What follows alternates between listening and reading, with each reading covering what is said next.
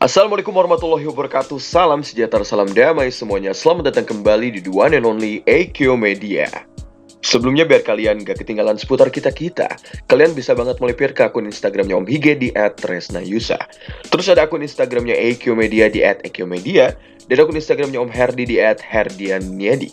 Kali ini kita berjumpa lagi di Flash News Tokusatsu yang akan membicarakan sebuah berita yang hangat dari ranah Tokusatsu. Oke deh, mari kita langsung saja ke videonya.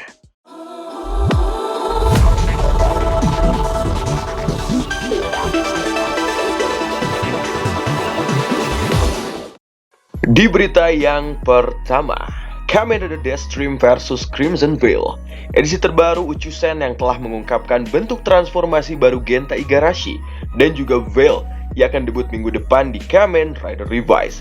Menggunakan Deathstream, Driver, dan juga Hercules Fight Stamp, Genta Igarashi ini berubah menjadi Kamen Rider Deathstream. Form ini dibuat berkat George Karizaki yang memodifikasi Driver Veil agar dia dapat menyelesaikan masalah dengan iblisnya. Veil, dia juga dapat menggunakan Genomix miliknya sendiri untuk menjadi Kamen Rider Deathstream Crocodile Genome dan juga Komodo Dragon Genome, masing-masing ini menggunakan Crocodile dan juga Komodo Dragon Fight Stamp. Kita berbicara mengenai Veil. Dengan menggunakan Crimson Veil Fight Stamp, ia berubah menjadi Crimson Veil yang terlihat seperti Kamen Rider Jack Revice, tetapi dengan aksen merah. Veil ini dapat menggunakan Crimson Veil Fight Stamp sebagai senjata. Adapun mengapa dia menghadapi Genta, itu karena tubuhnya akan hancur, dan dengan sisa hidupnya yang terbakar, dia menantang pria yang dulu dikenal sebagai Junpei Shiranami ke dalam pertempuran yang dianggap sakral ya, terakhir ini gitu. Siapa yang akan menang pada akhirnya? Terakhir, Kamen Rider Aguilera akan mendapatkan senjata terbaru dengan menggunakan Buffalo Fight Stamp. Senjata ini berbentuk cincin yang mirip seperti senjatanya Michi yang berbentuk Kiwi Arms, dan satu lagi memiliki aksen yang sama seperti warna dari Kamen Rider Oz. Selanjutnya ada berita yang miris ya. Om Hige sangat sakit hati juga mendengar karena korbannya adalah Yui Asakura ya. Yui Asakura ini alias si Aguilera, dia menjadi korban penguntitan dan juga pembobolan rumah. Libera melaporkan di Twitter bahwa Yui Asakura yang memerankan Hana Natsuki ataupun Kamen Rider Aguilera dalam Kamen Rider Revice baru-baru ini menjadi target kejahatan. Libera melaporkan bahwa para penguntit menyerbu kediaman Asakura, melakukan tindakan voyeurisme, dan mengikutinya di sekitar lokasi syuting. Ini mengerikan sih ya. So, jadi apa itu voyeurisme? Alias voyeurism adalah kelainan seksual yang menyebabkan penderitanya mendapatkan kenikmatan seksual dengan cara melihat ataupun mengintip korbannya. Dan penderita voyeurisme ini juga sering mengintip korbannya saat ganti baju dan mengambil foto tanpa sepengetahuan ataupun persetujuan dari subjek yang difoto. Jadi, dikatakanlah dalam kutipan Twitter tersebut, Yui Asakura telah mendapatkan semua kejahatan tersebut. Agensi tersebut mengancam tuduhan kriminal terhadap penguntit yang tidak disebutkan namanya dan bermaksud untuk melibatkan polisi dan juga pengacara agensi. Libera belum menerbitkan informasi lebih lanjut pada saat penulisan ini terbit ya. Parah banget sih ini, kayak udah mah Yui Asakura ya. Kita tahu gitu pada awal sebelum main di Revice ini dia takut banget menuju dunia acting gitu. Takut, banyaklah ketakutan dari dirinya gitu yang akan terjadi ke depan. Ini malah kejadian gitu. Hal yang di luar dugaannya tersebut. Kampret banget gitu itu pelaku ya. Emang ya kejadian hal seperti ini nggak bisa diprediksi. Di title negara paling aman ataupun aman ya, terkenal seperti Jepang, hal seperti ini ada saja gitu terjadi gitu. Tetap jaga diri ya buat kita semua dan waspada gitu, terutama buat cewek-cewek gitu ya. Semoga kasus seperti ini nggak terjadi lagi gitu. Dan ya buat para pelaku ya, mati aja deh lo gitu, mati gitu ya. Semoga deh ya, pokoknya hal seperti ini nggak terjadi lagi tuh di ranah Tokusatsu maupun di ranah apapun itu. Stay safe semuanya dan semoga Yui Asakura segera pulih. Semangat ya. Di berita selanjutnya ada Toradora Gonjin dan juga Don Murazame Alter yang akhirnya terungkap. Edisi terbaru dari Terebi-kun dan juga Uchusen telah memperlihatkan mecha dari anggota ke-6 Avatar Sentai Don Brothers, Don Doragoku, Toradora Gonjin. Toradora Gonjin terdiri dari dua Robotaro yang dipanggil oleh Don Doragoku, yaitu Don Robogoku, seekor naga emas, dan ada juga Don Roboboru, Nah, ini adalah seekor harimau ungu gitu. Dalam formasi ini, Don Roboboru ini berfungsi sebagai tubuh dasar humanoid utama formasi. Sedangkan Don Robogoku berfungsi sebagai armor dan juga senjata. Mainan DX dari mecha ini berharga kurang lebih 9.680 yen dan akan dirilis pada tanggal 27 Agustus mendatang. Tapi bukan itu saja gitu, seperti diberitakan sebelumnya, para Don Brothers akan segera bertemu dengan Don Murasame.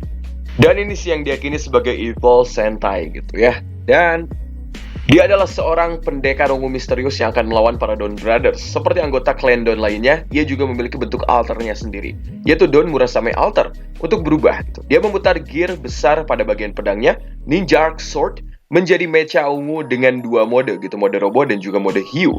Lebih lanjut tentang Ninja Arc Sword, tidak seperti Zangla Sword dari Don Momotaro, pedang ini memiliki panjang total 100 cm, memiliki bilah bergerigi, dan tidak memiliki fitur lighting, dan sering diletakkan pada bagian punggung Don Murasame. Berita selanjutnya ada game Ultra Kaiju Monster Rancher yang akhirnya diumumkan.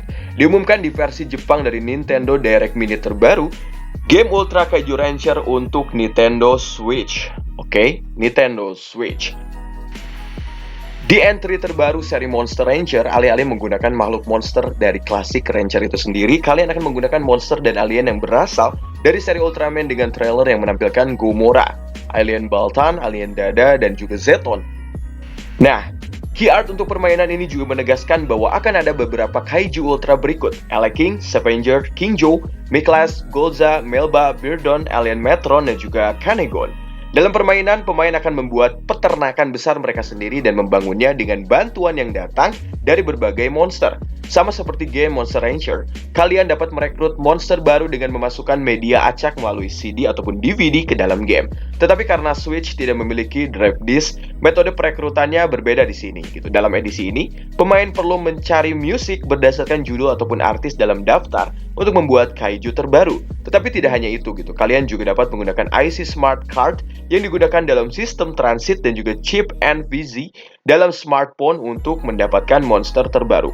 Latih monster untuk meningkatkan statistik mereka. Minta mereka berlomba dengan musuh, membuat patung salju Ultraman, dan bahkan bertanding.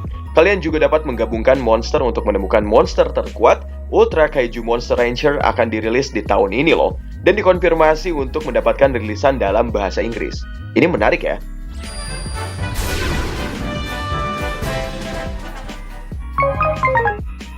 Oke, di berita berikutnya ini adalah Complete Style Gigantic Titan Sword. Gambar resminya akhirnya terungkap. Premium Bandai memposting gambaran resmi dari Complete Style Gigantic Titan Sword dari serial TV Kamen Rider Kuga. Entry pertama dari garis Complete Style ini, item ini mewakili senjata utama Kamen Rider Kuga Titan Form. Item tersebut memiliki panjang 90 cm. Dan setelah kalian memasang bagian Rising, otomatis sekarang senjata ini menjadi pedang Rising Titan. Senjata utama Kamen Rider Kuga Rising Titan Form dan memiliki panjang total 113 cm. Item ini direplikasi ya dengan sangat detail seperti yang terlihat di serial TV-nya, dengan pegangannya yang menampilkan bagian diecast untuk memberikan nuansa mendalam saat memegang senjata. Bagian bening akrilik digunakan di bagian tengah bodi utama. Tapi bukan itu aja gitu, seperti di serial TV, ujungnya akan melebar. Dalam hal ini dengan menekan tombol yang ada pada bagian pegangannya, melakukan penekanan singkat pada tombol yang ditemukan di pegangan, akan mengaktifkan suara serangan. Dan jika kalian menekan tombol lagi, itu akan beralih dari normal mode ke dalam rising mode. Menekan dan menahan tombol untuk waktu yang lama akan memainkan suara untuk special move Calamity Titan dan juga Rising Calamity Titan.